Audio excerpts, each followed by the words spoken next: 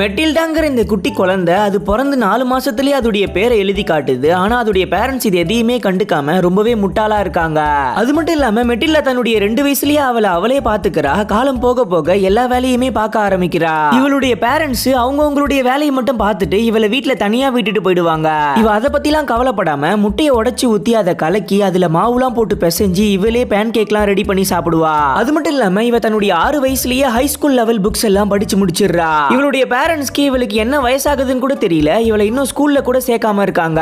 இவளே போய் சொன்னாலும் நீ இன்னும் ஸ்கூல்லாம் போக தேவையில்ல, வீட்லயே இருன்னு சொல்லிடுறாங்க. அதனால நம்ம மெட்டில்டா அவளுடைய பேரண்ட்ஸ்க்கு ஏதாவது பனிஷ்மெண்ட் கொடுக்கணும்னு ஒரு ஐடியா பண்றா. என்ன பண்றானா யாருக்கும் தெரியாம அவங்க அப்பாவுடைய பெட்ரூம்க்கு போய் அவர் தலையில தேய்க்கிற ஆயில்ல பெராக்சைட கலந்து விட்டுறா. அவரும் அலாரம் அடிச்ச உடனே காலையில எந்திரிச்சு வந்து அந்த எண்ணெய் எடுத்து அவருடைய தலை ஃபுல்லா தடவிக்கிறாரு. அப்புறம் கொஞ்ச நேரத்திலேயே பார்த்தா அவருடைய தலைமுடி ஃபுல்லா வெள்ளையா மாறிடுது. இதை பார்த்து நம்ம மெட்டில்டா அமைதியா சிரிக்கிறா. ஓகே ஃப்ரெண்ட்ஸ், நம்ம மெட்டில்டா செஞ்சது சரியா தப்பான்னு கமெண்ட்ல சொல்லுங்க.